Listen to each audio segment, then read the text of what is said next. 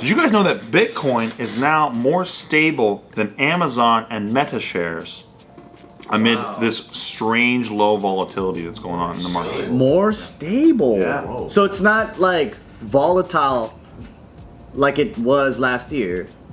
Well, so it's annualized, right? So like, yeah, the price volatility for Bitcoin sits at an annualized rate of 32%, which is a sharp reduction from the all-time average of 71%. So it's more stable now. You know, some people assume it's because more Bitcoin is distributed now. Like almost, I think 90% of Bitcoin has been distributed. 90% of the Bitcoin that will ever be minted has been distributed or mined. And so maybe that's why Bitcoin's price has settled out. Probably also it's part of where Bitcoin's out in the cycle of like its own personal cycle that it has.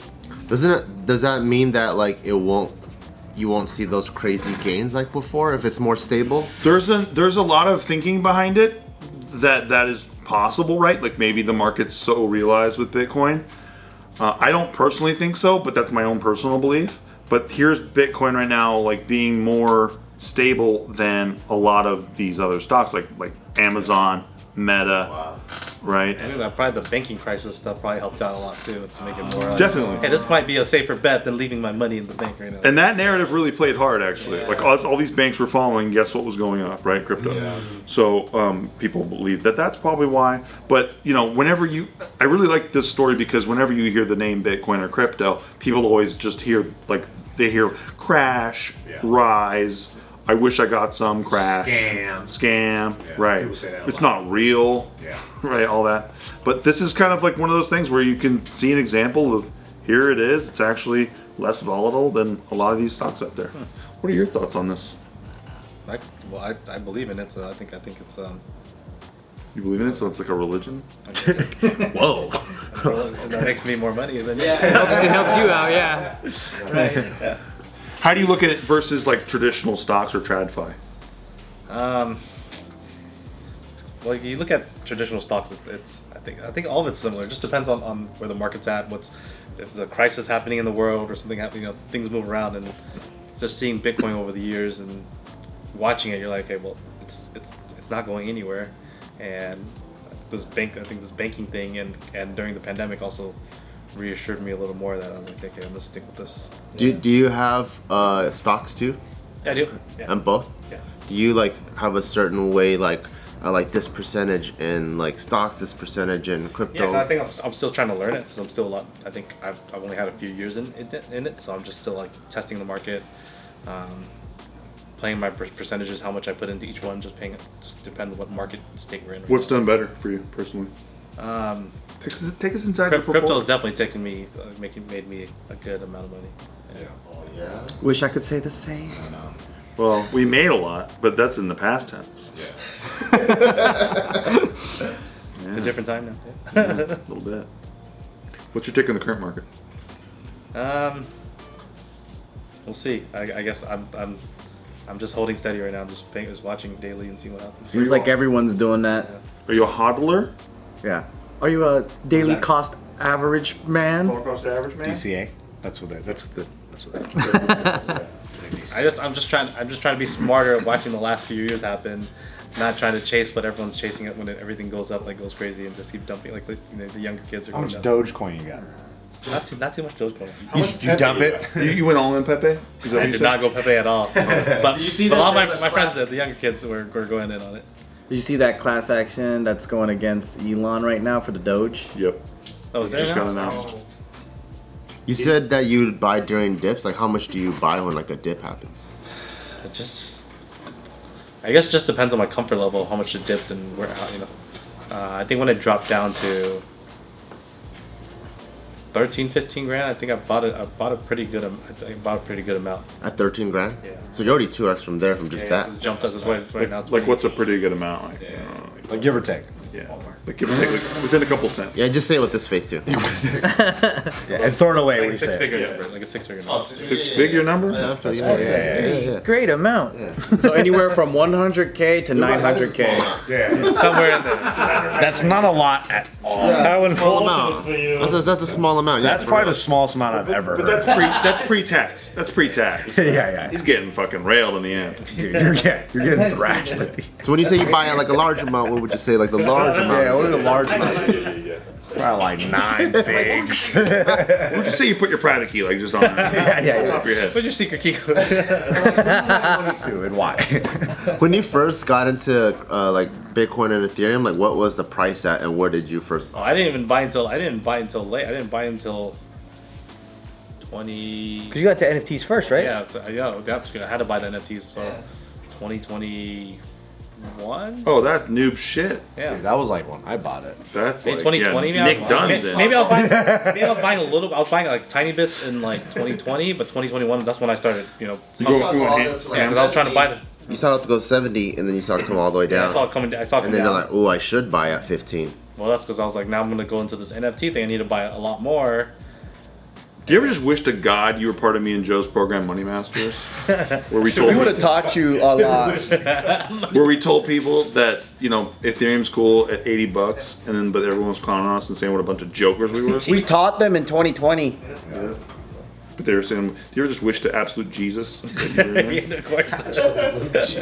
If you were a part of our Money Masters course, we would have got you in pretty sweet.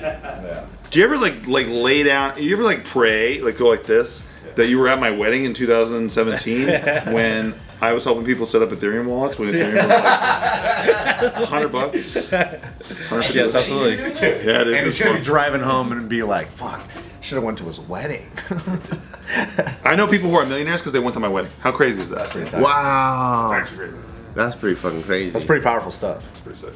Set up all their wallets for them at your wedding. I was, dude. I was like, dude. I mean, I never went back. Once I got obsessed, like that's how I am. I have an obsessive personality. If I really am passionate, but yeah, I fucking went ham on crypto for sure. Look at my life. Look at me. I'll do that.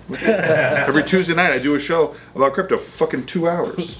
Oh, damn. My crypto corner show. I do it I've never been more consistent with anything in my life. That's pretty tight. Yeah, like I've been uploading to my Steve Green Comedy channel, like but privately to my Patreon group, for fucking 2 years plus. Wow. Every week. How many members do you have in it? 800, 900. Yeah, it's fun. It's fun. I'm part of it. But do you ever like look at crypto as? Do you see it just as a business thing, or do you see it as just a way to make more money? Or I see it as a business thing. I think the tech side of it in the future, this whole Web3 thing is going to change. It's going to change a lot of things going forward. I think as people start adopting it more and people understand the real use of it. Then what's the sexiest application of Web3 that you can describe to people? sexiest? I don't know about sexiest. I just like the technology of things being on the blockchain and verifying and it being a better type of loyalty program and providing different types of value of being a part of that loyalty program. I guess. Yeah. That makes sense. There's a lot of utility that is gonna happen through it. Just people are figuring it out right now. Yeah, as more people adopt it and see that, hey, this it's actually legit, then everyone else is gonna hop on. I mean, you're figuring it out right now. Yeah, you did a lot for it. Do you think there's gonna be anything that's gonna change with the implementation of like more AI stuff, or do you think it's gonna be kind of like? Do you think it's gonna affect it at all? AI is affecting everything. Yeah. But right now, what can it do really? I mean, it's sort of like a Q&A stuff, What do you think about it?